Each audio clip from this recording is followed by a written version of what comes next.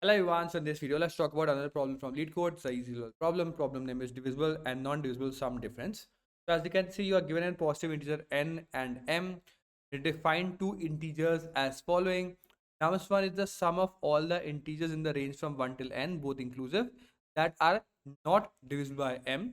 And nums 2 is all the numbers from 1 till n but that are divisible by m. Find out the difference between these two. Pretty much simple.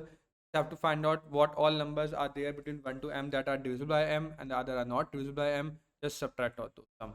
Okay, as you can see, the n and m are pretty small only. So this in a very simple brute force using a for loop. Nothing much difficult. We just have to calculate nums 1 and nums 2, created these variables, iterate over the whole value from 1 till n because both are inclusive.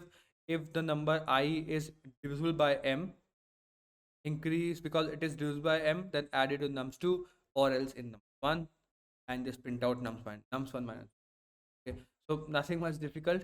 The overall space complexity is like O of 1 because nothing, just standard variables, and time complexity is of n because just a.